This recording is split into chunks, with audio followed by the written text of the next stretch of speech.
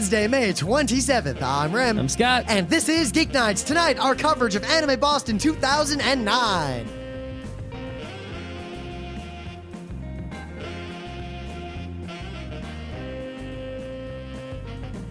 Let's do this. Hello, everyone from Anime Boston. We're home. Oh, snap. We made it. We made it a couple days ago. Yeah, but this is our first, anime show after Anime Boston. And because we skipped Katsucon this year, Anime Boston was really the beginning of the con season for us. Yep, it totally, I think we're going to replace Katsucon with Anime Boston, which is good because it saves us some traveling. Yep, I mean, Anime Boston, we'd never been before. And many of you at the con heard this story, and I know many of you are new. And people who listen to the show know a lot of our previous coverages of Anime Bostons, but we ended up going for the first time, and it wasn't that we tried to avoid Anime Boston. I always, every year, wanted to go to Anime Boston. It just always came at, the wrong time. Why don't we save the Anime Boston talk for the Anime Boston portion of the show? Okay, but for all of you who are new, this is Geeknights. I assume you're an anime fan, since we did primarily anime panels. However, we did one gaming panel. We did one gaming panel, Beyond Dungeons & Dragons, and if you found this episode first, Tuesday nights are gaming, and if you don't care about anime and you care about Burning Wheel and D&D, well, Tuesdays. Tuesday. Yeah, Mondays are Linux neckbeard stuff, and Which Thursday... you probably really don't care about. I don't know. We met some neckbeardy people at that con. Yeah, they were outside the con. They were in the city. I think that's close enough. Yeah, because MIT's across the river. That's why. But before we talk about Anime Boston, our full review that I know many of you have been waiting for, and also we'll have a link to the Anime You Should See slides that everyone's been freaking asking for. But anyway, a little bit of news. We are, in fact, we hadn't announced anything yet, going to be attending Otakon, like we always do, like we have every year since 2002. And we are going to be doing, sadly, they didn't want us to do any of our new panels, so you'll have to wait until, I guess, the New York Anime Festival or maybe Kineticon to see Tales from the Anime Club. But we're doing Cover Your Bases, which is a little hint. That's just Anime You Should See with a different name. Oh, shit. And Know Your Creators. I hope people don't think it's a baseball panel about baseball manga. Oh, my God. Well, the description will at least set them straight. People don't read the description. They look at the title only. See, the problem is anyone who goes to a panel on baseball anime has already seen a lot of anime. Exactly. Not many people start on, Princess Nine. Exactly. And we're doing Beyond Dungeons and Dragons, which has nothing to do with Otakon. Except for the fact that the crossover between anime and video games and board games and all that stuff is effectively infinite at this point. I mean, the Venn diagram is so close. I know. It's just saying. It's like, it's so sad, though. It's like we go to this anime convention for Otaku Generation, and we say, here's a bunch of stuff, and they say, yeah, we want the same old. It's like, really? Well, at least... If I was a panel picker, I would never pick the same panel to repeat. Why? Unless it was, opening ceremonies. See, Scott, I actually would say ceremonies. just the opposite. There's certain panels or types of panels that at large conventions you pretty much need every year because so many people come every year, so many new fans. I mean, the panel that tells people who don't know what anime to watch, who just got into anime, what anime to watch, is an important panel. The, how to run an anime club panel is an important panel. There's all these kind of basic panels that you pretty much have to run every year, and you'll always have people who have never seen it and need to see it. Yeah, but quite often those are the people who do not come to that panel. They will. I mean, look at Anime Boston. How many people came to Anime You Should See? That was a lot of people, but, many of them had seen anime, judging by, about half the people there were, growing in. And see, while you say that, half the people there had never seen Cowboy Bebop. I know. It's scary. It's like half the people, knew it and half the people didn't know it. And I really wondered, why half the people who knew it were there. But even those people, they hadn't seen half the other stuff. I don't think anyone, maybe 4 people out of the 800 in that room. Are we in that much of a minority? Are we the only people who've seen the stuff? Well, remember when there was that someone posted in a forum thread a list of the 100 greatest anime. And I remember going through the list. I had seen 96 of them all the way through, and I knew what 100 of them were. Yeah. It made me almost a little bit sad for myself. Well, there's not, it shows you that there's a lot of anime, but it's not really so much that it's like you can never watch it all, but you can surmount it, such that, you have a sufficient knowledge of a great deal of the work. It's like you can never read all the books, Yep. But if you spent your life reading like sci-fi books, you could conquer enough of them that, someone giving you a list of the greatest ones is like, yeah, I got that. But at least for Otakon, for these sorts of panels, I have this feeling that we're going to be running Anime You Should See and Know Your Creators in some capacity at most anime conventions that we attend from now on. Even if you agree with the argument that those panels should be run at every convention, over and over again, let's get someone else to run those and do something different. Why? I enjoy doing it. Plus, we've changed it up every time, and we got Daryl Surratt, and I think he added a lot to Anime You Should See. Yeah, but also, he came from Florida, so I felt bad that if he came here and didn't do anything, that would be sort of like a waste of his trip. He had a lot to do on his own. I mean, we'll talk about the random awesomeness of that Vile Spectre of Moe panel. But the other thing is that if you saw Anime You Should See at Anime Boston, do not come to see it at Otakon. It is going to be the exact same panel. Like, exactly. Anime for anime, almost word for word. Just leave it be. However, Know Your Creators is basically going to be completely different. So go ahead and go to that one. I say this primarily because every con we go to, Anime You Should See is like standing room only. Like, people lined up outside. They have to turn a bunch of people away. Know Your Creators never fills the room. Yeah, it's kind of sad. Yeah, but we will be because really, Know Your Creators is the one that probably should get more people. But in other Otakon news, I do want to bring this up before maybe we should change the name to Creators You Should Know. I kind of want to change it to like 6 greats or something about 6, and then every time we do it. Why do you pick 6? That way we can give 10 minutes per creator. I guess, but you're forgetting the time it takes for the intro and the outro. Well, 10 minutes per creator, but there's some overlap. Like if I do Oshi and Shiro, there's going to be about 5 minutes of overlap between the two, which leaves them with only 15 minutes total. Okay. Yeah, but Otakon, other news. Otakon's coming up. We said we're going to go, and they opened up the Artist Alley as they always do. I don't know if it was a record this year, but I applied for the Geeknights Artist Alley table within a couple hours of them announcing registration, and I am so far down the waiting list that there's no point. Wow. And this is a problem every year, and I can't blame Otakon or any convention that has this problem, because what do? You have a very limited supply of Artist Alley tables, and an order of magnitude more people who want Artist Alley tables. And any method you come up with to decide who gets them and who doesn't is going to be unfair to someone as opposed to someone else, or is going to cause some problem over another problem. One thing I would like to say, right, is that the room the Artist Alley is in is a very large room, yes? There is a significant portion of that room that is relatively empty. I think part of it is that there are rules about how much of the room can be filled with stuff. I agree that there are rules about how much of the room can be filled with stuff. However, I would also like to point out they have that area that is like, I guess, nominally for like CCGs that no one uses at all. All right. And everyone just uses it to eat lunch, right? Here's how I feel about that area. The New York Anime Festival has it right. They just turned it into a maid cafe and didn't even pretend. Right. So what Otakon could do, either drop the tabletop gaming or get us to run it. Right. Either make that a real area and beef it up, or turn it into Artist Alley tables. And 2, right, the art show really has not held up so much, and I think, wait, are you proposing to get rid of the art show? Because it always fills up. And I am proposing they reduce the art show slightly. How so? By reducing the available space and, having some sort of quality filtration. See, that's the problem. Quality filtration. There are always a few empty things, that no one hangs up on. Why even bother? Because the amount of space you'll save by cutting like 4 of those partitions out of there is not going to affect anything else in that room at all. There is no way to reduce the art show enough to make an impact without ruining the art show, and you'll just make more people unhappy. The art show, I think, should stay the way it is. Also, I've heard complaints from artists who put things in the art show about they made a change to the way, the finances of the art show for artists, and it's actually a very bad deal for the artists unless you can sell something that's really good for a large amount of money. So I think the art show... What were the changes? I forget exactly, but many artists were complaining.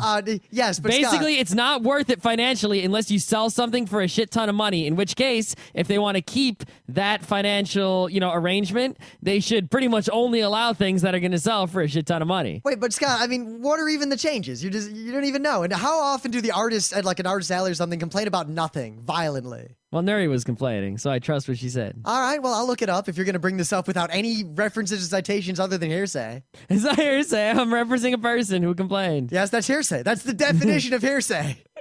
They changed something. Anyway. Regardless, even if you cut it in half, that'll have no impact on any other part of the room. Well, the whole area behind the art show is always empty. Like, just a big empty space. But if it's empty anyway, then you could... You can fill it with tables. No, you can't, most likely.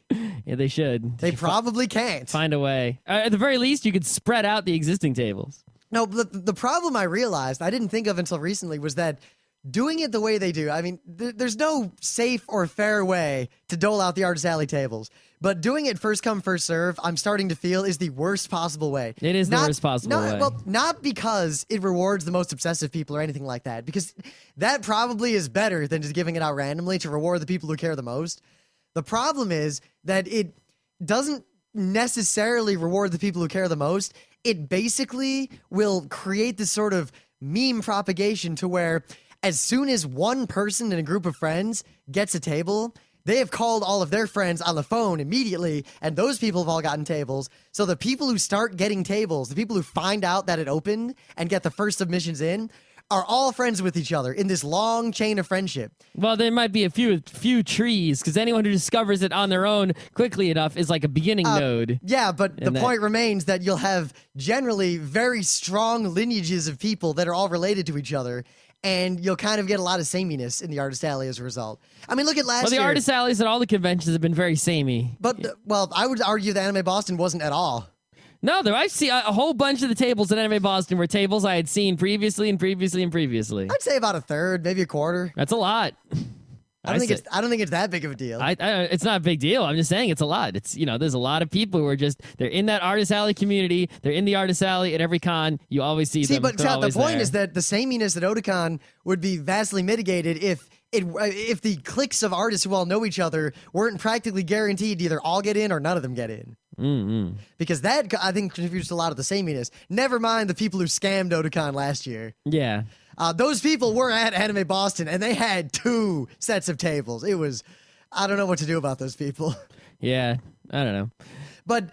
I mean, look at last year, right? I mean, we didn't do anything like that, but the front row crew, because I happened to be awake, and I called all of our friends when the Artist Alley opened up last year, we had 14 tables. Everyone in the front row crew had an Artist Alley table, just about. It wasn't 14 tables. It was like we had 14 originally, and we dropped several of them because we didn't fill them up. I was trying to count. It's like we only had we had 14 10. tables when we started. We dropped it down to, I believe, 12 at the end. And this year, 0. Oh, well. Yep. I didn't really want to sit in the Artist Alley anyway. Oh no, I was gonna hire someone to sit. I didn't even know why you applied for a table because I thought we had decided not to get one. I was gonna apply anyway. I was going to basically sublet it to the best artist I could find who didn't get a table. That was my plan. That's a good And then in idea. return, in the corner of the table, they was there to sell some Geeknights t-shirts. All right, that's a good idea if that could have happened. All right, so you're all down on everything. What do you got in the news? What do I have in the news? Well. There is a thing called, for many, many years now, right? I have known of a thing called the Guin Saga. Like, if you would have come up to me and said Guin Saga, I'd be like, yeah, I heard of that, but I have no idea what it is. And in more recent years, I have come to learn what it is. It's a epic fantasy story.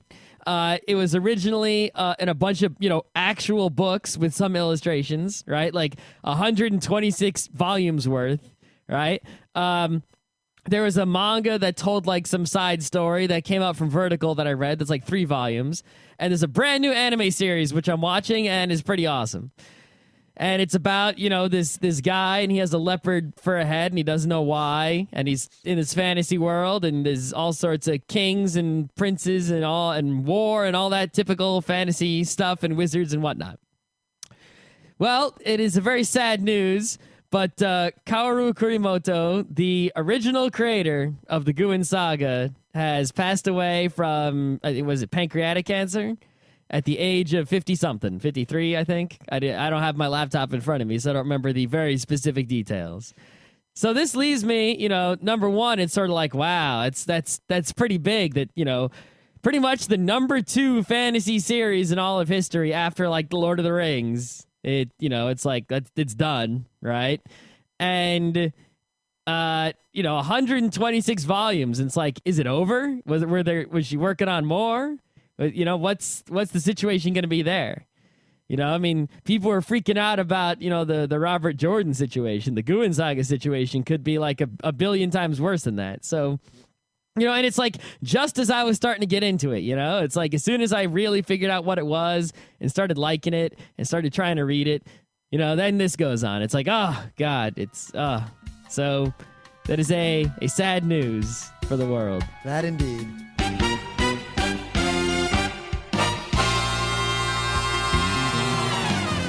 But anyway, things of the day. Now, we were at Anime Boston, and one of the highlights of Anime Boston was the Calafina concert.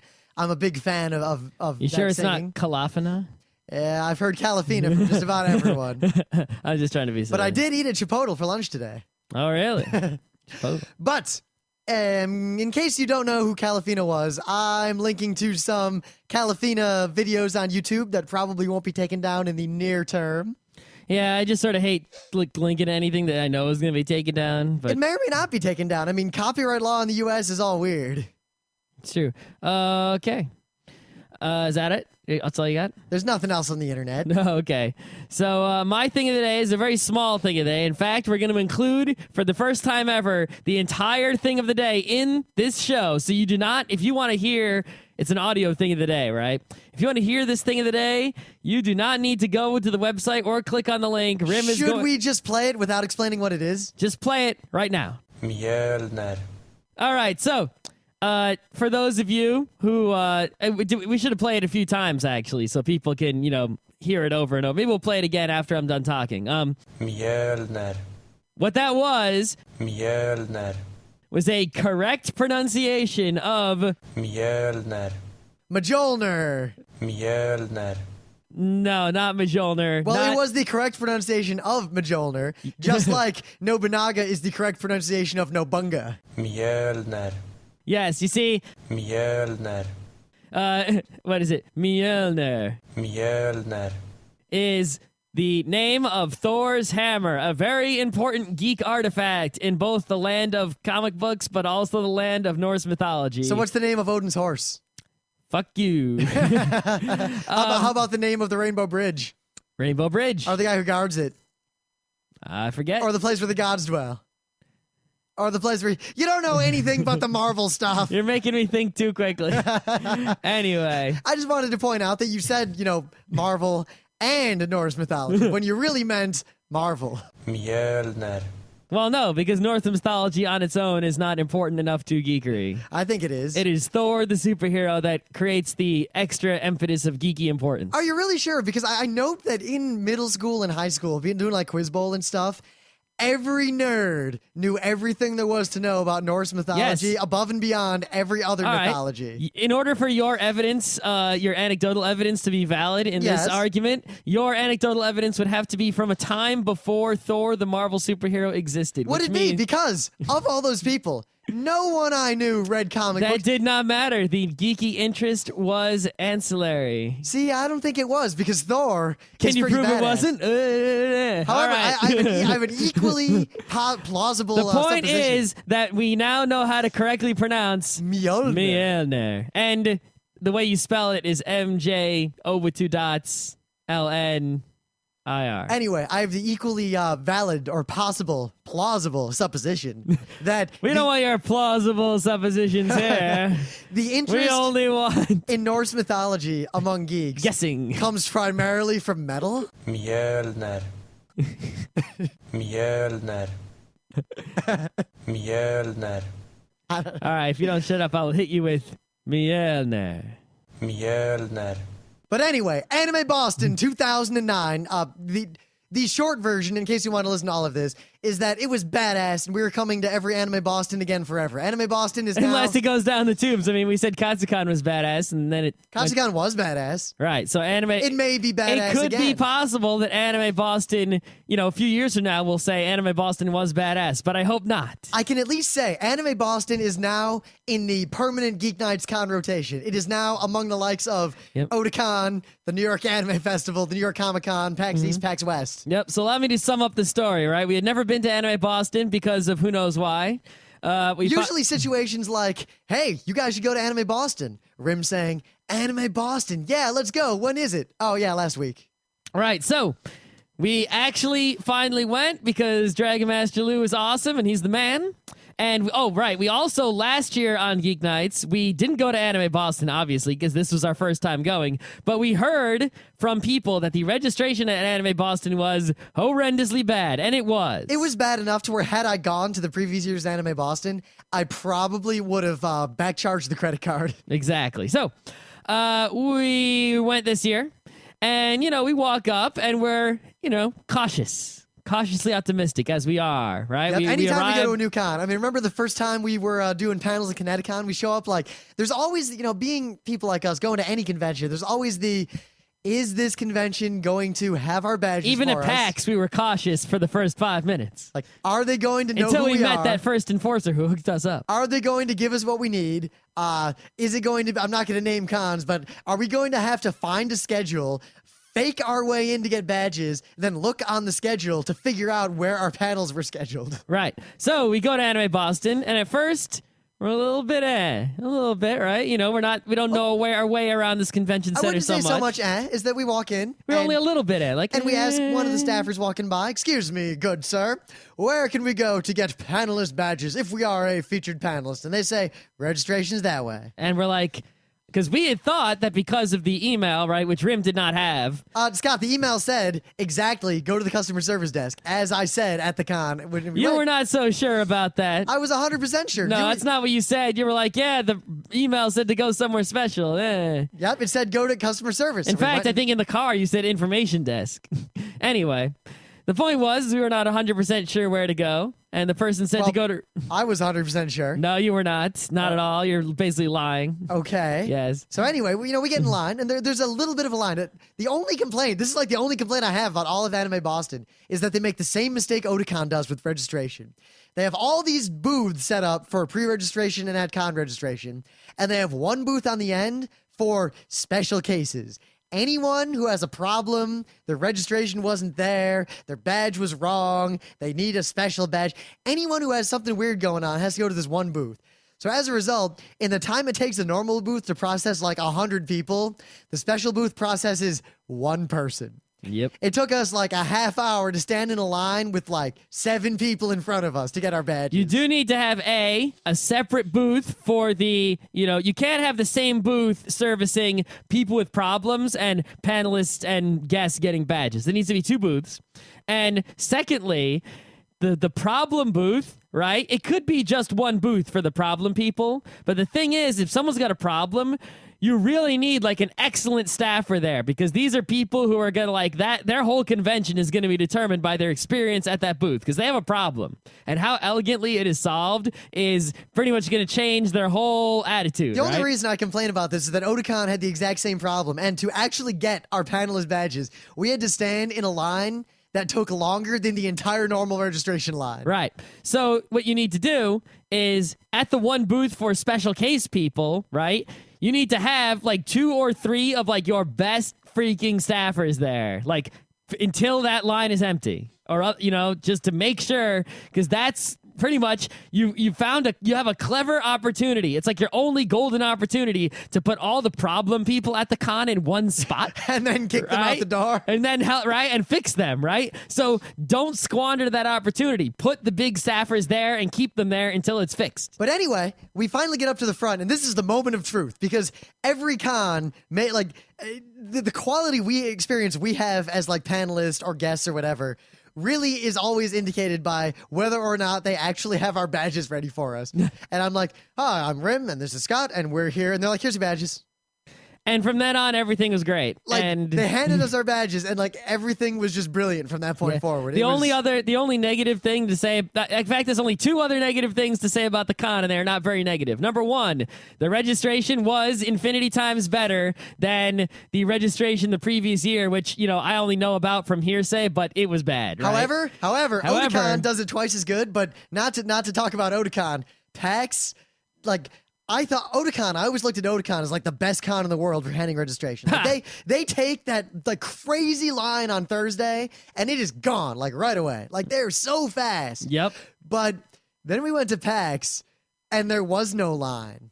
Because they mailed everyone their badges. No, it's interesting because every anime con, like Otakon, Anime Boston, Katsucon, Kineticon, every con, they say, no, it's impossible to mail out the badges. But PAX just does it, and it just works, and I think it's worth and they the worry money. about, somebody's going to forge the badges. Oh, no, so we can't mail them out. See, then again... the New York Comic-Con and the New York Anime Festival, that badge is such an easily forged badge. It's the same exact thing as like the Anime Boston Otakon badges. It's a piece of paper and a piece of plastic with a hologram on it, right? They mail them out. They have no problem. They don't care. And their tickets are a lot more money. In fact, you can forge a badge to the New York Comic-Con that could be like a $500 badge that lets you see Stan Lee. Trivial to forge, right? They just mail it to you. They don't care. They don't force you to get it at con. Yeah, I feel like PAX showed me the light in that regard. That just hire a company, mail out badges. I'm done with the excuses of not mailing out badges at conventions. You mail them out, right? Because while the registration situation at Anime Boston was satisfactory and it was infinitely superior than the previous year, that line still was too long. Our friend came for a Saturday-only badge. He bought it at door, and he had to wait over an hour, and that is too long. You know, it's significantly better, but too long. And that's one negative thing. And the only other negative thing was that, you have a board at each door to every room in the con, right? Tiny font. Tiny font. You have to basically, it's like the outside panel room A. You have a piece of cardboard on an easel, and it has the schedule for panel A. It's on a little tiny 8.5 by 11 piece of paper with like a 14-point font. So you need to walk up to it and basically squint at it to read what the schedule is. It should be in big, big letters so that you can see it just walking down the hallway. And other than that, Anime Boston was pretty much perfect for what it was. Yep, we figured we'd get all the negatives out of the way first, because otherwise we do like other years' coverage of other conventions where we end on all the bad stuff. Yeah, everything else at Anime Boston was perfect. Perfect. No complaints. Nothing was wrong. Like the panels were great. amazing. We'll just take it. We won't go chronologically. I don't think you need the minute by minute account of we did this. I mean, do we really need to review all of our panels that we gave? That's not really. Well, we should talk about what happened at each of the panels, because I think they're all noteworthy in some way. I mean, we got to the con, we walked around, and then our first panel on Friday was of all things Beyond Dungeons and Dragons. And there were between 200 and 300 people in that room. It was pretty crowded. Did you notice that people like to sit adjacent to the aisle in the middle? Yeah. What was that? It was weird because it was a big. But I did too. When I went into rooms, I always sat right there. I didn't sit there. I did. I sat more in the middle of one of the sides. That's where I like to sit. Anyway. Yep. But in terms of panel rooms, Anime Boston, outside of PAX, had the best panel rooms I've ever seen. Because even Otakon, even all the other big anime conventions, they usually have one set of speakers at the front of the room and the microphones and everything, and the average to pretty good tech guys. And every con we go to is pretty good tech guys. But Anime Boston's panel rooms and showing rooms, I point out, had dedicated staff in every panel room and showing room for the entirety of the con that knew their stuff. Like, they were perfect. That guy in Ballroom A, he helped us out. What's up, Ballroom A guy? You're awesome. That guy was so great. Like, we're standing there, we're like, oh, if only they had, wireless mics. And he hands us 2 wireless mics. Like, he ninjas behind us. Like, and they worked. They worked.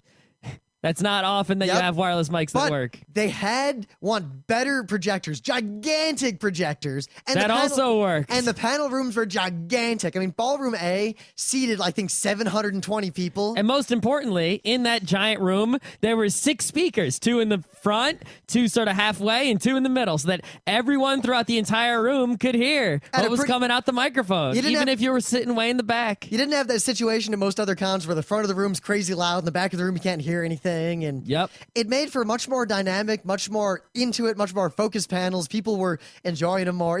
In general, the panel setup at Anime Boston beats the crap out of pretty much every other convention we go to. I mean, it was, fewer, larger rooms for the panels. That's one thing, right? And the other thing was that, there were stretches of the con where there weren't any panels to go to that, we were interested in, but there were always things going on. It was just... For us, it sort of felt like it, at points where we had nothing to do, like Saturday morning, for example, was sort of like, okay, right, yeah. But then again, what do I do at a con? I tend to go to about half events, and then I tend to hang out with people and have fun for the other half. Exactly. I mean, you need time to go and eat and all that stuff. And plus, I would say, looking at the schedule, there was something to do at that con. Just not for us. At pretty much any point in the con. I would have gone and played some DDR. You didn't really want to. Yeah, I didn't want to play DDR in that smelly room. The room wasn't smelly until Saturday night. Well, it was smelly up by the DDR, real Not on Friday. close. Maybe not on Friday. It wasn't until Saturday night that room smelled. I really wanted to play Go-Go 13 slot machine, but I didn't know how to make it work. Put a quarter in. I wasn't going to put my quarter in someone else's slot machine. Well, what if you won? I didn't know that. I couldn't trust that there were quarters in it. It was not it was not a license. You weren't willing to spend a quarter to see the Duke Togo do whatever he does on that machine. I don't gamble unless there is a gambling commission keeping it straight. Not that they keep it straight. Well, plus, I would bet, for all I Scott, know, I could have put that quarter in that machine and Duke Togo would have blown my brains out. I would have bet on Duke Togo because a man who will shoot a guy on his way down. Well, that's the thing is you're not betting on Duke Togo. You're betting against Duke Togo. You're trying to get his money. Are you? Are you really? What if your quarter is paying him to take out that slot machine? It's not. He's in the slot machine coming out, not the vice versa. He just got a gun pointed right out the slot. It would only be betting for him if you were Duke Togo using the slot machine. Anyway. But, Beyond D&D got a lot of people, and it was pretty interesting to see all these anime people who were also really into role-playing games. Yeah, it was actually I didn't think the turnout was going to be that much, what it was. But one thing that I think it's something I knew we needed to fix with that panel, and I thought we did fix it, but I guess not, is that the way we deliver that panel is we use D&D as the example all the time because everyone knows D&D. So that's what you're going to be saying D&D a lot. And the result is it sort of comes off in the panel as if we're bashing on D&D, which we are not. Never mind the fact that we began the panel with a 5-minute explanation of we love D&D. D&D is awesome. It's important. We play it. It's great. D&D is awesome, and do not think that we are in any way disparaging D&D. That doesn't help, right? Yep. So I do think we need to basically just not use the word D&D or Dungeons & Dragons as much. One thing I did notice at this panel that is never happened to us at another convention before, and I don't know if it's just because of the crowd or the nature of the room or what, but in all the panels we did, people in the audience would just start interrupting and yelling stuff at us. Like in every panel, say something and someone in the back of the room would just start yelling a comment but you guys forgot about going to guys work the blah blah blah blah blah blah blah blah blah blah blah blah blah. And you just don't acknowledge them. Yep. Otherwise, you're going to lose control of your panel. Yep, but it was interesting that this happened. It happened a lot at Anime Boston, and it's never happened at any other con except once at Kineticon. That's true. I'm not, and it wasn't just our panels. Pretty much every panel I went to had people in the audience interrupting, and it was actually the same as far as I could tell. The same people. There were 50 or 60 people who seemed to be the ones who kept doing it. Well, I mean, there was this one panel we went to. It was these two girls, and they gave a panel about murder mystery manga.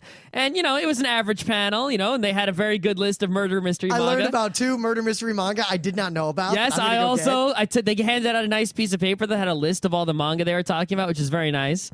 Their slides had really good design, but they had a lot of text on them. And, a lot of text on slides is not so good. But anyway...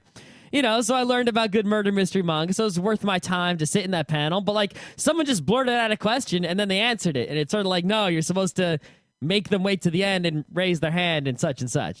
I'm curious as to what the phenomenon was. It wasn't really a detriment. It was just really interesting because some of the people who would yell stuff out did have really interesting things to say. Yeah. And I feel as a result, Anime Boston could host some panels that we don't even try to run at other conventions. We could host some serious, roundtable discussion style panels. Yeah, I feel though, either A, we need to make the Beyond D&D panel shorter, remove some content from it, or we need to get more time for it so we can take questions and yeah, because pretty much the problem with doing a panel that says controversial things is that, it was weird looking around the audience.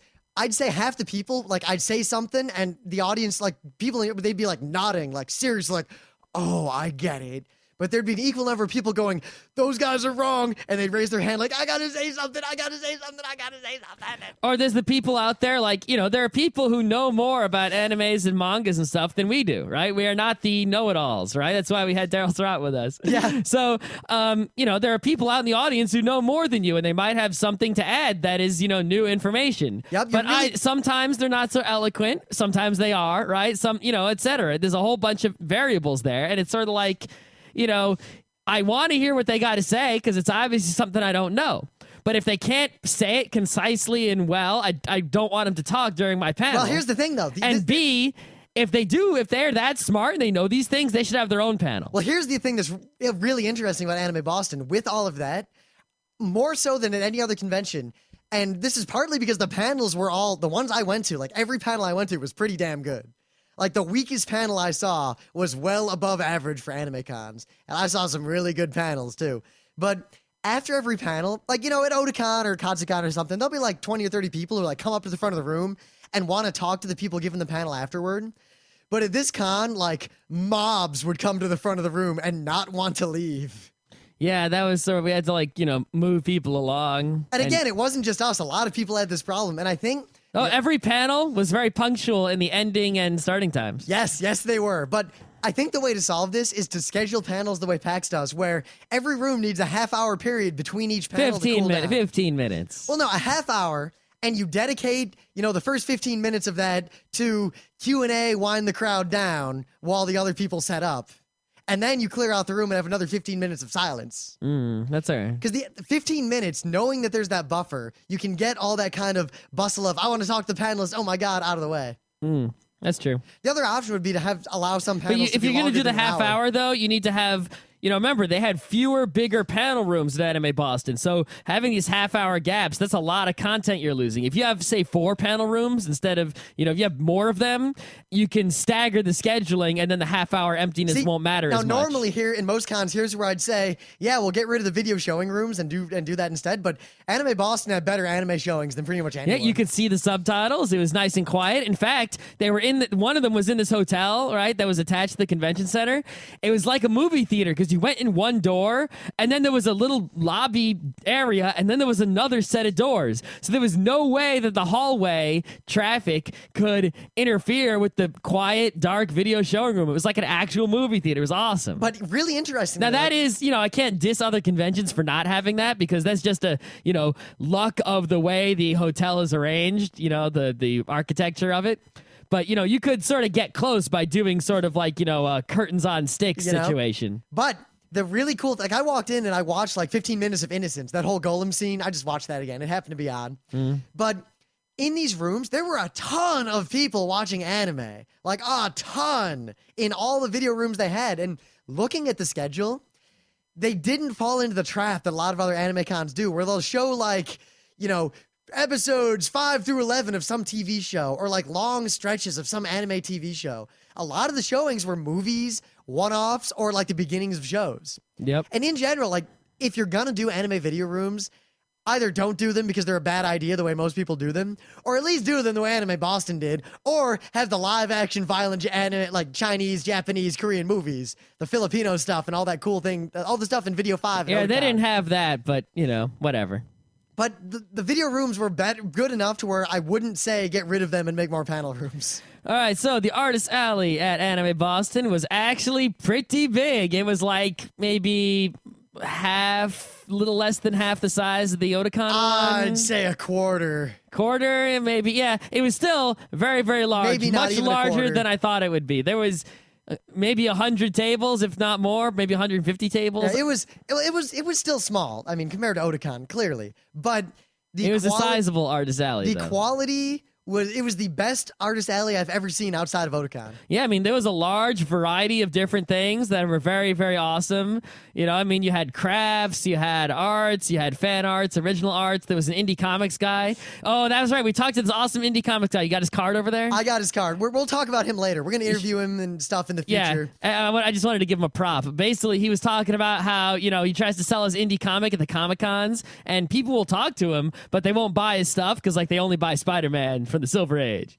But at the anime cons, he says, like, this is awesome. Everyone's buying my shit. You know, so that was pretty cool. Yeah, this was his first anime con, and he's like, I'm never going back to Comic Cons. I'm going to like every anime con I can now. Yeah, you know, and his stuff wasn't even anime. He was just an indie comics dude, and he had his, you know, little mini comics, and he was going to make a trade. And I was like, dude, when you have a trade, I'm so buying it just because you're awesome.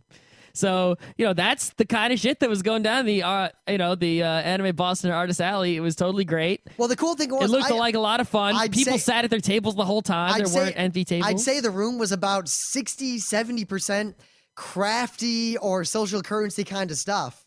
And then the rest was art, like straight up art.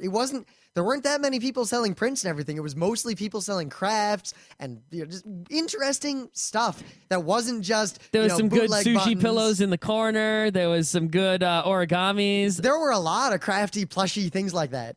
Yeah, it was pretty happening Artist Alley. I spent some times in there. Good times. The dealer's room was surprising because there was one big dealer's room, and it was one of the better dealer's rooms I've seen. You know what it reminded me of? It reminded me of that Anime Next dealer's room, only twice as big.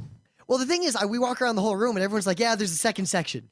So we finish, and we're like, oh, let's go to that second section, and then leave. And it looks like it's just like this tiny alcove. So we walk over there, and just around the corner in the alcove is basically an entire other dealer's room. Yeah, it was just a big room that happened to have a separator that couldn't be moved, which had bathrooms and stuff in it. But so notes from the dealer's room. One, the people selling cells were there, and they had like that one guy. He's at Otakon too, and I almost bought a cell. He has the legitimate posters, the legitimate wall scrolls in the cells, and he just shows up at all the cons trying to sell them. He's totally old school, and I see him all the time. And I bought my Galaxy Express poster from him a while ago. I gotta still frame that shit. Yep, but notes of import. The ADV table was pretty sad. Yeah, ADV it was looking worse than the CPM booth was looking. And what happened to CPM? Yeah, I mean CPM's booth. What was it, 2 years ago where we bought all that anime for like $5? One interesting thing from the ADV booth, they had 14 volumes of the 5-Star Stories manga for $200, all bundled up, and I was like, oh man, but I wasn't gonna pay $200 for it, but. I was gonna go back at $230 and like offer him like $100 and maybe settle for $150, which would have been $10 per book, but I didn't. I just, no one bought it obviously because no one else wanted it there but me. Yep. But I'll get him at Otakon. But at Comicopia, they had all of Phoenix for like what, $100, $90? Yeah, Alex Leavitt bought volume 6 through the end, so they only have 1 through 5 still though, which are actually the harder ones to get, right? And I was very happy that I got the first 15 volumes. I don't know if that's all of it or not of Dr. Slump. Let me look that up for $52. Yeah, I mean, Comicopia, is an awesome comic store in is 18 volumes.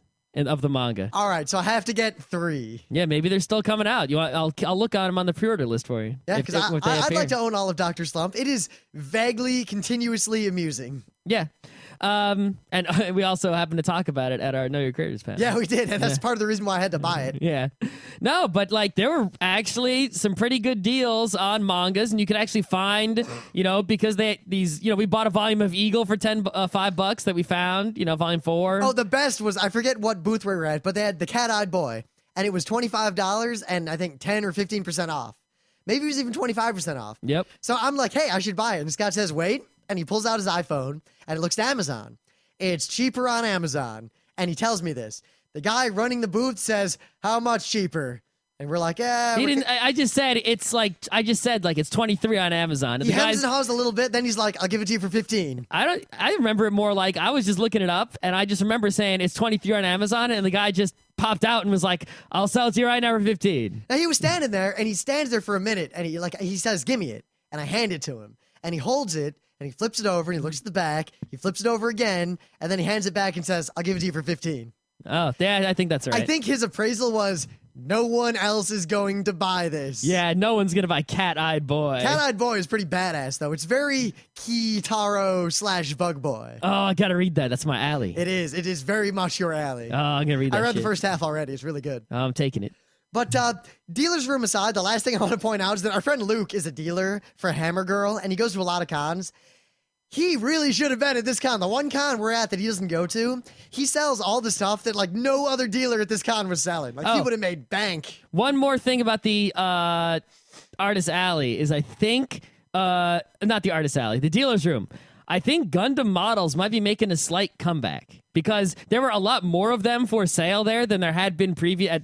I saw like dealers there who I see at every single convention. You see, did ya? But they obviously stocked up on models, and I saw a lot more people buying them. I also think Princess Tutu is making a comeback. That was so weird. Like at our first, an anime you should see. We have the whole section of anime you probably wouldn't watch unless someone told you to or tricked you into it, but are actually good.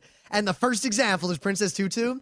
There were like 4 independent groups of Princess Tutu cosplayers at this con. Yeah, I think there were like 2 tables in the artist alley with Princess Tutu art, and there was Princess Tutu art in the art show. Yep. So, people, I would be on the lookout for a slight resurgence in American anime fandom in Gundam models and also Princess Tutu. It was Now, don't expect there to amazing. be a boom, but a slight surge is what you can expect. Maybe a counterattack. All right. Oh my God! So we'll talk about this now because it's I was tangentially related. just about to bring up the same thing. There was an artist alley and there was a dealer's room. There was also a swap meet. This is so awesome, right? Because you're not allowed to sell things unless you're a dealer, right? Because you got to deal with taxes and all that crap. But there's no rule you can't swap things. So on Friday and on Saturday, they do it twice. Anime Boston has a swap meet. Basically, people come and they bring all this junk they don't want. Old mangas, old DVDs, old Plastic toys. Halloween masks of Gundam characters. Right. They lay them out on it. They have a room full of tables. They just set their stuff up on a table and you sit there and people walk around looking at your stuff and they offer to trade you and people trade all their anime stuff. And I use selling a whole bunch of stuff on like Amazon, like comics and stuff, like One Piece volumes I didn't want and such. Screw that. I'm saving all my stuff, all my comics now for Anime Boston. Thing is, I feel like what no one did, but I would do, is you gotta dress up like the merchant from Secret of Mana and not set up on a table, but put a rug down on the ground. I'm going to get a turban, a rug, a vase, a plastic snake, and the whole, a purple vest, with a white poofy shirt under it, and the whole thing. And that's what What about your idea of taking my trench coat and hanging everything on the There inside are of 2 it? swap meets, one Friday, one Saturday. I can do both. On Friday, I'll lay out the rug, and on Saturday, I'll come with a trench coat, right? And I'll walk around and be like, I got manga. People had some crazy stuff at this Well, thing. one dude had like really crazy stuff. He had like the Tetris board game. He had a Dr. Chaos cartridge. It was pretty out of control. One girl had 2 gold box Zeldas just there. Yeah, most people just had like, old manga they didn't want to read anymore. Like the same Tokyo Pops you see going for $1 in a dealer's room. But there was some good stuff to be had. One guy was trying to like, pawn off his Cowboy Bebop box, but everyone else had already seen it, so they didn't want it. So Friday night, we went to something we've never really gone to in fullness before. We went to and fully attended Daryl Surratt and Mike Toole performing Anime Hell. Oh, the third guy was there, the kaiju guy. Oh, yeah, the kaiju guy. What was his name? Because he's all Horn.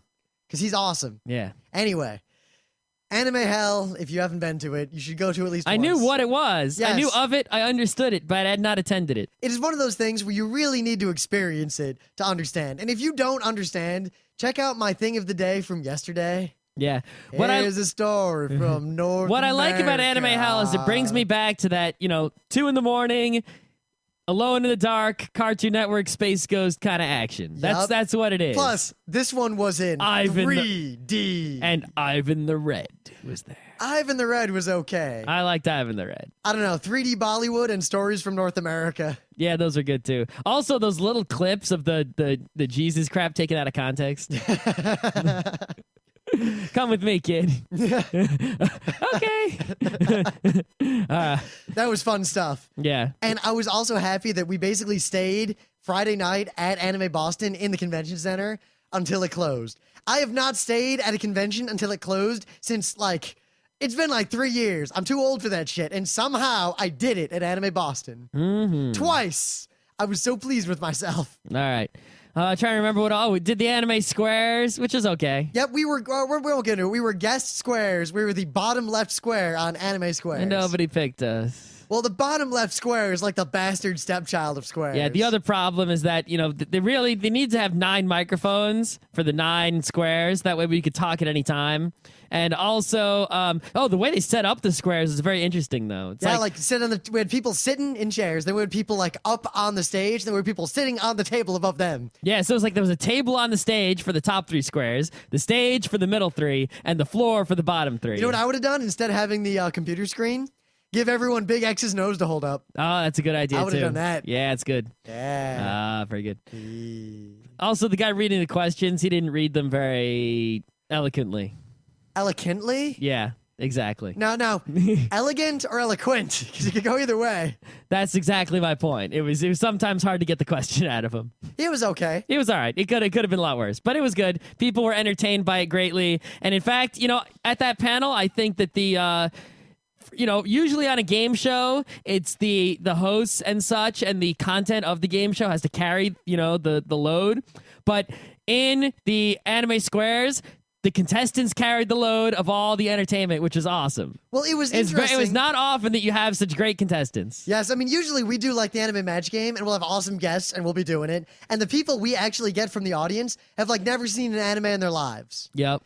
They have no idea. But random dude from the audience knew more than anyone we've had on our shows before. Plus, he didn't have to know a lot for the anime squares. It wasn't an anime trivia kind of thing. But at the same time, those people were making some anime jokes. They were indeed making some anime jokes. And they were dressed up as various shapes and sizes. But Saturday, we went to the Calafina concert. And first it was the Video Games Orchestra concert. Yes, they scheduled it wrong. They said Calafina concert, and they scheduled it. The entirety of what they scheduled was the video game concert, and then after that, not on the schedule, was the Calafina concert. Yeah, the schedule said Calafina concert 90 minutes. Ha ha ha ha ha ha. It was Video Games Orchestra concert 90 minutes, followed by Calafina concert very long. The Video Game Orchestra concert was pretty damn badass. It was. I mean, it was only, a chamber. It wasn't, a whole orchestra. But, that's not good. That doesn't mean much. It was fucking awesome. And Calafina, if you don't know, Calafina are 3 vocalists, and Yuki Kaijira, they did the music for such terrible shows as Dot Hack, Noir, the Cabaret, what was that show? El Cazador de la Bruja. Yes. Basically, amazing music that will trick you into watching a bad show far longer than you otherwise would. I watched 13 episodes. Black Butler. 13 episodes of Dot Hack. Me too. Before I realized it was bad, because the music was so good, I couldn't tell. Exactly. All right, so they do basically this amazing sort of operatic, almost kind of singing, and they can really sing. I heard them sing in person, so it wasn't digital effects. Well, I mean, there is a such thing as live digital manipulation. Possibly. But for 3 people at once, it's not easy. They can freaking sing. Yeah. And the Video Games Orchestra can fucking play. But because the concert was scheduled as such, we could not stay for the whole thing. We had to leave before the very final bit because we had to go and get ready for our panel. So that was kind of sad. We saw the whole concert except the encore bit, which apparently was when Yuki herself came out and performed with them. I could have cried. And someone said that she was all elegant, like wicked elegant. Like, yes, I think it was shit. Kat who she went at length to describe the degree to which this woman is elegant. Yeah. So she has sort of grace. She has poise. And of course, during the Video Games Orchestra, right, they were totally willing to let you photograph and whatever, which means everyone could bring their camera in. But during the Calafina, you couldn't, photograph or whatever, even though everyone had their cameras on them still.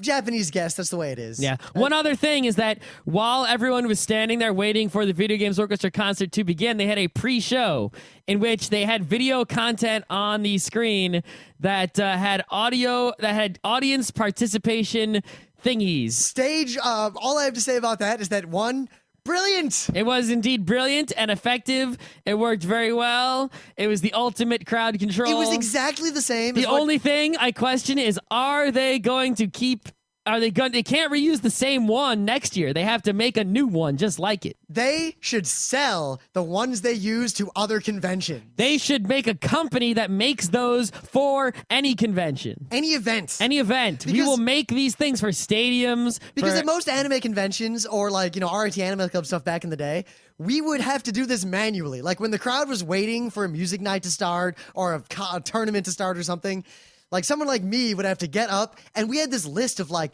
these BS games we would play with the audience just to keep them occupied. Like at one of our panels, I think in Anime You Should See, I did the wave with the whole panel room. Because there were like 750 people in that room. Yeah, I did the wave from the front to the back. It was awesome. Yes, Anime You Should See.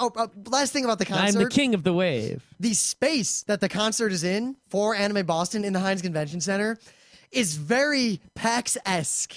It lacks only the lack of chairs. Yes.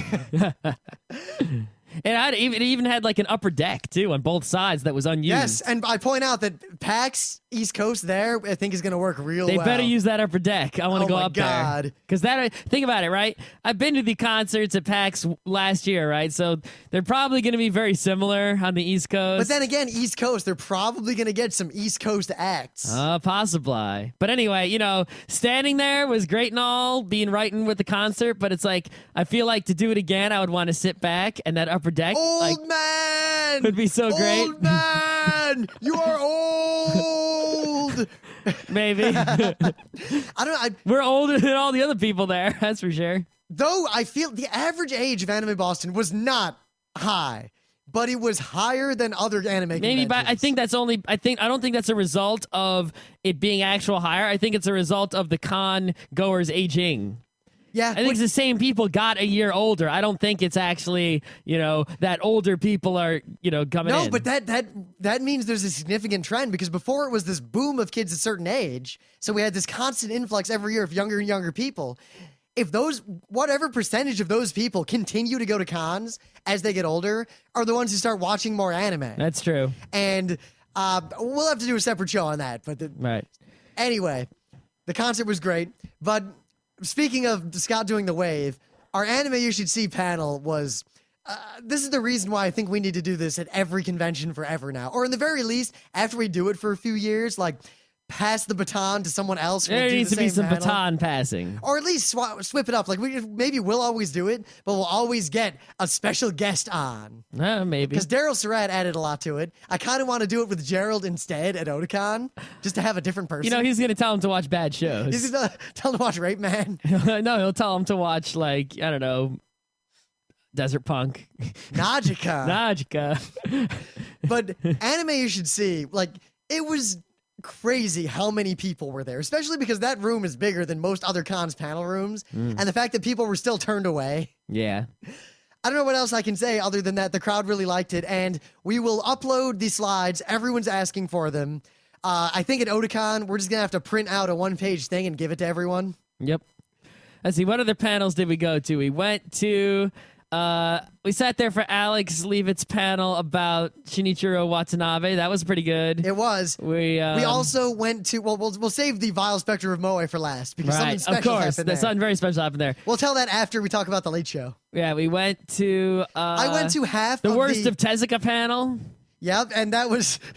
That was pretty great. I've seen some of what they showed, but I had not seen all. I had not seen that Cleopatra. Oh my... I theoretically... Or the live-action Astro Boy. I theoretically knew how bad that Cleopatra was. Yeah, I'm in the same boat. But actually seeing it, was like... And actually, that Phoenix movie, I kind of want to watch that. I kind of want to... Otakon's got to get a hold of that and show it. Oh, shit. In like Video 5. Oh my God. I'm all over that. But we did our panels, and Anime You Should See was like crazy, despite the fact that 99% of the audience never even heard of Escaflowne. Wow. Or like more than half the audience had never seen Ghost in the Shell. Wow. Like hardly anyone had seen Ava. Yeah, oh my God. Yeah. We had to resist asking for every single anime how many people had seen it, because then it would get really stupid. Because it would just, maybe we should make a panel. How many have you seen it? And it would just be here. Who's seen it? That's the whole panel. We could turn that into a pseudo game show where you narrow the crowd down. Have you seen it? Have you seen it? Until there's only a few people left. But then, if they say yes, you randomly grill them to make sure they're not lying. Of course. When you get down to the low numbers, right? When you got like 1 or 2 dudes left, you bring them up and you grill them on every single one of the shows to make You're sure. like, so you say you've seen Evangelion. Name any character from it. Misati. Fail. Know your creators. We run Tanaka. Fail. we run it differently every time, and I think we finally figured out how to run it. So if you've seen our panels at other conventions, particularly Anime You Should See, don't go to our panels at Otakon. But go to Know Your Creators because it'll be very, very different. Mm-hmm. We only got like 200 people at Know Your Creators, but more people were shuffling in toward the end. Yeah. It was sort of weird the way the panels were scheduled. They weren't scheduled evenly. Some were big, some were small, some had space some had empty space before or after them, right? So it wasn't really consistent. Like sometimes you'd start up a panel in an empty room and you'd have to fill it up with the power of your panel. But sometimes you'd get someone's leavings from the previous panel and you'd be able to hold on to them and drag in some more. Sometimes you would leave some people left over after a panel, but sometimes your panel would be over and it'd clear out. And it was, it mixed it up and it was interesting, but I think consistency is better. In all honesty.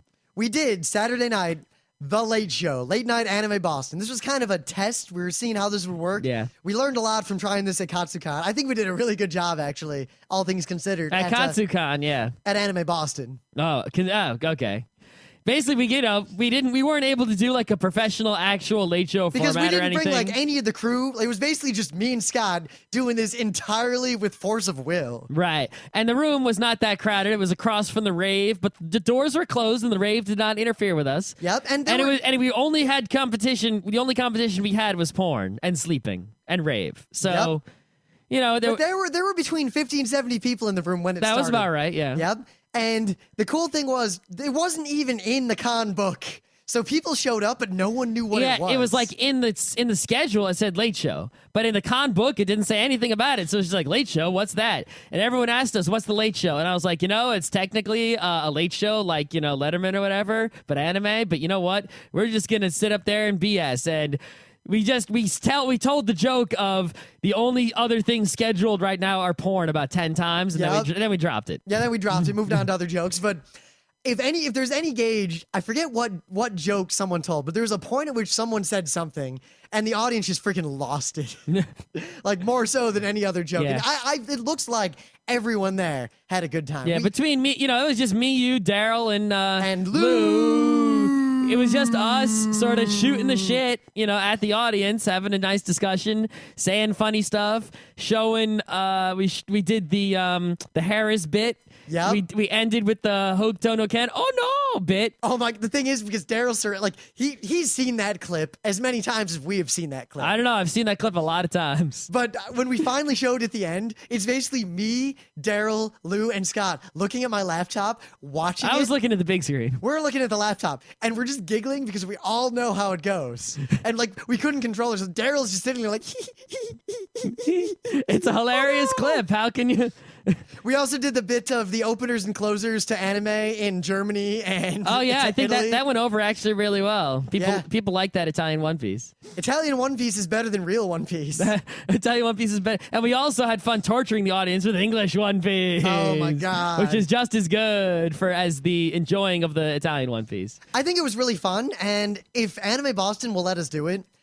We were gonna do this. I want to do a panel of just the foreign openers. Oh, I'm already working on that. We should throw in the DuckTaleses and stuff. Anime Boston gave me more ideas for panels than the last year of trying to come up with panels gave me for panels. Yeah, I know, right? We basically took bits from other panels and expand them into panels themselves. Yep. But the Late Show went really well, and we originally were gonna do this at Katsucon, but we're kind of dropping Katsucon for now, at least until they get their act together more. But if Anime Boston will have us, I think we're going to up the ante and do the full-on Late Show. Yeah, we're going to need to do something to get more people in there, though, and we're also going to need some more help on the back end. Yeah, basically, if we're going to do the Late Show, we're going to need to bring, our staff. We're going to need to bring, 4 or 5 crew people, and we're going to need to get at least 1 or 2 voice actor guests. Yeah, I really think we should stick to the 1 voice actor guest. That way we can fill half the Late Show with, our content and such, and then we can fill the other half with the interviewing a guest bit, and then end with our content. Plus, like real late shows, you have the kind of 2-bit guest, the Daryl Surratt, the Lou. Not really 2-bit, but 2-bit in the sense of, if you got Vic and you've got Daryl, the audience wants to see Vic. All right.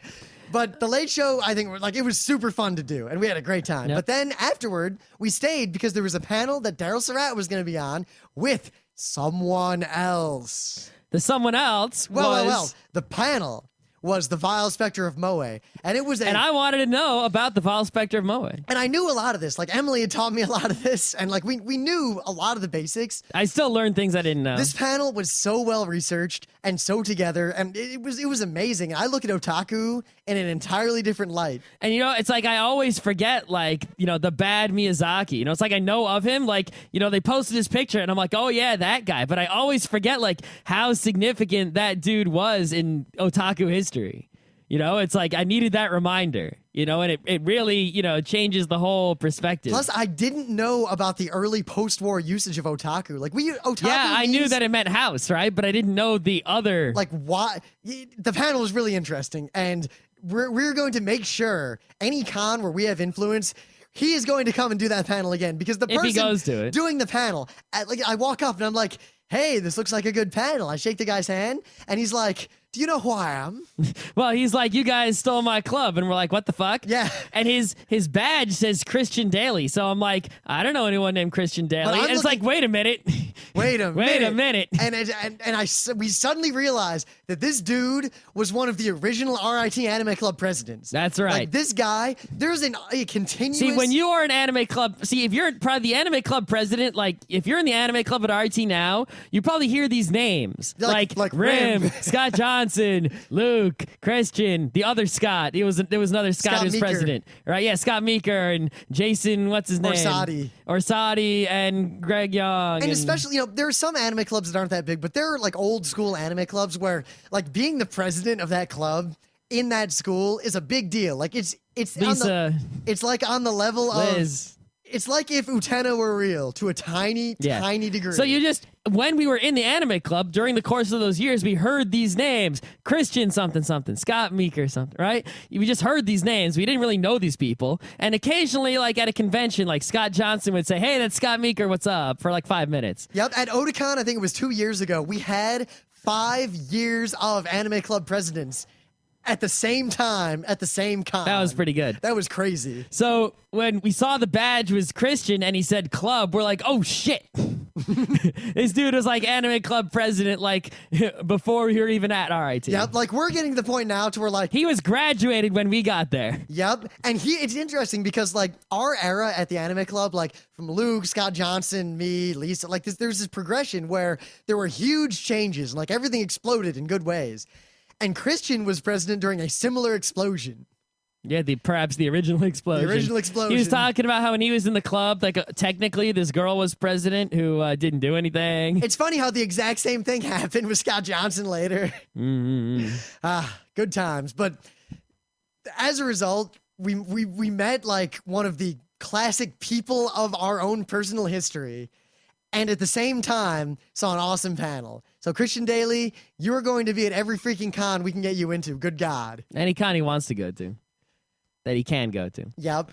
All right. So, what else is there to say about the Anime Boston? Sunday was Sunday. We didn't do a lot at the con. We kind of just hung out. Yeah, I mean, the schedule was not jam-packed on Sunday. We could have gone to the opening closing ceremonies. We kind of skipped out on Saturday evening at the con to go get dinner with friends outside the con. Yeah, that's not to be covered by this episode. That's to be covered another time. The area around the convention center is actually great for a convention. You walk 1 block in any direction, and there's very nice restaurants. There are a million nice restaurants and no con people. Yep. Zero. Also, there's a salad place because the cool thing is, Anime Boston could not fit in the Heinz. If it were just the Heinz. It's actually that the Heinz is a convention center. It's attached to a mall, a yuppie mall, which is attached to this hotel and is also attached to the Prudential Tower. It's all these things are physically joined at the hip, and that's necessary because all those con goers are going to that mall to get that food court action. You walk into that mall, entering and the mall. Right. The mall is as crowded with nothing but con people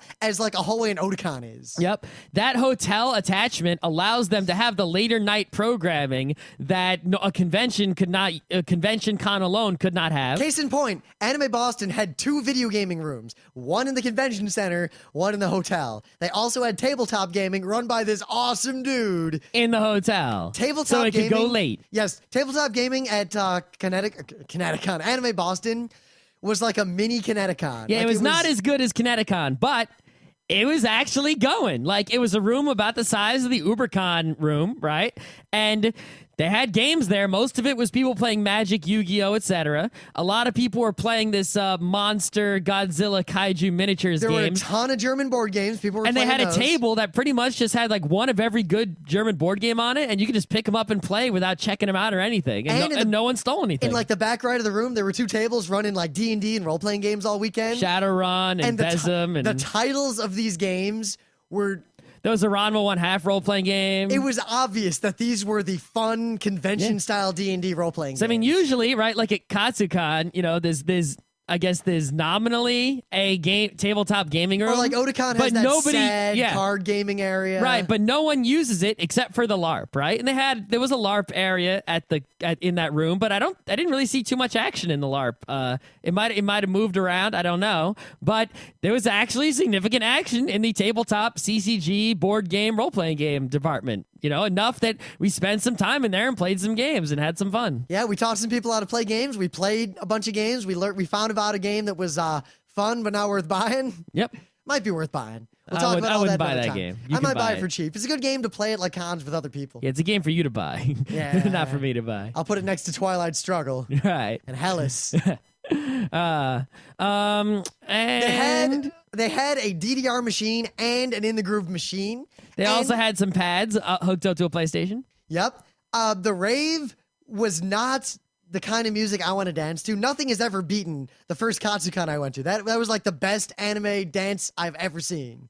But they are twice as good in the music department as Otakon. Uh-huh. Because Otakon is just boom, boom, boom, boom for like 3 or 4 hours. Yeah, I went into the rave room as they were picking up all of the, dance floor tiles and all that stuff, and it was looking like a pretty well laid out room. Yep, and they had 2 different areas with 2 different kinds of music. And the music was not like great dance music, but it had like 4 more elements other than just boom, boom, boom. Yep. It was almost danceable. I was very pleased with it. So let's see what I feel like there's something we're missing here. Something we're missing. We hung out with Daryl Surratt a lot. The panels we did, the panels we went to. We have a lot of shout outs for cool people we met or hung out with at the con in general. Mm-hmm. I mean, Vega was there. We hung out with her a whole bunch. Water's Poison from the forums. Right. Water is Poison's girlfriend. She went to this plushie making panel. Oh yeah, I wanted to go to that. And apparently she came out and like she had a half-made plushie of Major Kusanagi, and I was The like, butt oh was damn, not big enough, but I don't think they had enough stuffing in that room. to make the bubble butt. It depends though. Is it manga version? Is it later manga? No, but it's version? like she had this little dolly and she had like, little purple hair and a little black coat. And it's like she was going to, it was looking like, hey, that could be pretty good when it's ready. So that was, obvious. I didn't go to the panel, but it looked good enough judging by the results to me. Who else was there? Naito was there? Yep. We There met were just lots of people. We ran into a ton of you forumers and front row crew people. So let us know if you were here, and we forgot to mention you because I we got like a forget. pile of business cards. Ian Levinstein and his girlfriend were there. And I didn't realize that his girlfriend works for the Pokemon company until just now. So I'm gonna get some hookups in that department. Stay tuned. The coolest thing though, before Anime You Should See, we're kind of standing outside the room getting ready to go in, and this big group of kids walk up to us. And they're like, oh my God, blah, blah, blah. We saw you guys, and I don't remember if it was Katsucon or Otakon, and you showed us that gag manga thing, and that was like the best thing ever. Well, had to be Katsucon. It had to be. We've shown it at other places. I think. Where? I'm trying to remember. It had to be Katsucon. We I might have- guarantee it was Katsucon. Anyway, they basically said, we will watch anything that you ever tell us about again forever. Yeah. And then they sat through our Anime You Should See panel. And they took notes. They took note. They sat there and they were like, A, watch this. B, watch this. Those kids are going to turn out all right. We also, in the tabletop gaming room, there were some kids who were all Magic the Gathering types, but we got them to play some Blockus, and those kids are all right. They are going to turn out just fine. Oh yeah. All right. Anime Okay. Boston was badass. It was a definite win. The cool thing is, like, from this meta perspective, as a con goer, you know, like, I can't go into a lot of other detail because I didn't really pay attention, but there was nothing obviously wrong with the convention at all. Like, there was no significant problem. Nothing got in the way of my enjoyment. But most importantly, I wasn't enjoying anime cons or just cons in general for a while now. Because, like, last Otakon, we did, like, 6 panels because we were helping them out and filling in some extra panel space. And, like, we've been doing a million panels and Artist Alley and all this stuff. And I never had time to just do stuff at the convention proper for a while now. This con, we only did, like, we did 3 panels. And then, like, the anime squares, we were guests on it. That wasn't the same as doing a panel. Got to spend a lot of time hanging out with people and going to panels and doing all the stuff that I like doing. The reason I used to go to anime cons. Yeah, it's sort of weird. It's like I thought that, because I had been to so many anime cons that, like, there was no more excitement in dealers' rooms or artist alleys or panels because I had seen so many and been to so many that I was just like, well, if I'm not having fun. The thing was, right, is that at these conventions, I was having fun when I was doing panels, and I wasn't having fun when I wasn't doing them because I wasn't really actually able to do anything because when I wasn't doing the panels. Otakon last year, we were just exhausted and wrecked, managing like the 14 Artist Alley tables and like all the stuff. With and the I was crew. spending all my time sitting in Artist Alley, not doing anything, not going to panels, not going and checking stuff out. Plus, so, we had to like go and get our stuff for all these panels we were doing, and we scraped the bottom of the barrel. Like we did that Advance Wars panel. Exactly, was terrible. Thing is, a ton of people came to that panel and they loved it. Yeah, but so actually doing stuff at the con, and especially because there were so many people there that we sort of knew, that we didn't get to see very often, convention friends, Boston friends. Yep, we hung out with Kat. She was at her Artist Alley table. We didn't get to hang out with her more. And, like, we were going to go to dinner with some people, but we lost, like, half the group, so we didn't actually get to eat dinner with Vega and all them. Yeah, it's like I was going to call up my former coworker who was up in Boston, but I got his voicemail, so we didn't get to eat dinner with him, Yep. But Anime Boston kind of, I realized to strike the balance, we're in all cons from now on, fewer, more focused panels, and nothing else other than hanging out and having fun. Yep. Of course, I mean, think about it. New York Anime Festival, you pretty much walked in, did our panels, and walked out. Yeah, seriously, it was last year. We walked in Saturday morning, we did panel, and we left. Yeah. Wow.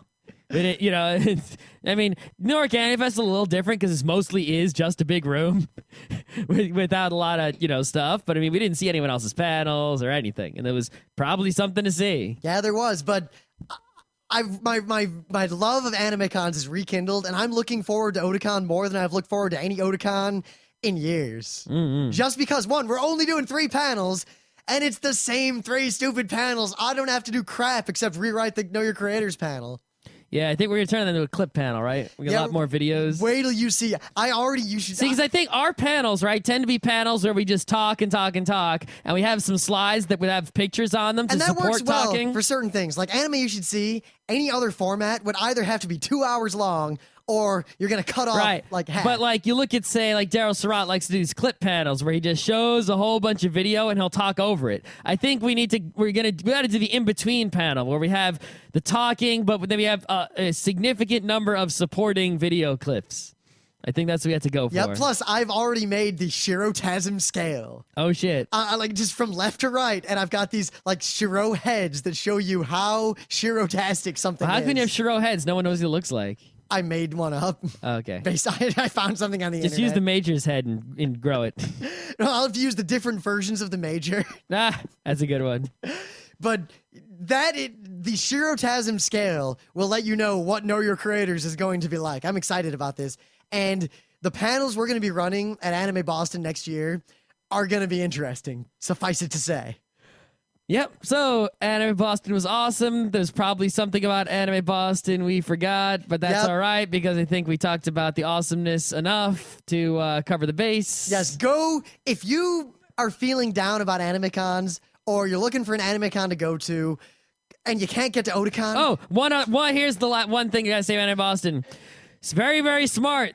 They separated the masquerade feedback from the con feedback. Oh my god, I almost forgot about that. There was a feedback session and a masquerade feedback session. Weren't they at the same time too? No, they were different times. Regardless, they should be at the same time because as we've noticed at every anime con ever, if you go to the feedback session, there will be one person who has legitimate feedback, 99 cosplayers complaining about the masquerade. Yes. It was brilliant. Why didn't I ever think of that? I feel stupid. I also felt stupid, but when I saw that on the schedule, I was like, genius! Genius! Otakon, take a page. Because seriously, Anime Boston, the best way I can describe it, like kind of in the vague terms, it feels like Otakon, but it's closer. Yeah, it does. It didn't have the numbers that Otakon had, but it had a very large number. And while like it doesn't have this like the crazy like L'Arc-en-Ciel concert, Calafina's pretty close. Was a crazy badass concert. The production quality of it was just as good, and the feel of the convention was an Otakon feel. It felt just like Otakon. I mean, if you go to Anime Boston, Otakon's the same thing with more people. Almost, it's bigger, but it has the same. Take everything that Anime Boston has and make it bigger, except the panel rooms make them smaller. Right, but there's more of them. Yes. Mjölner.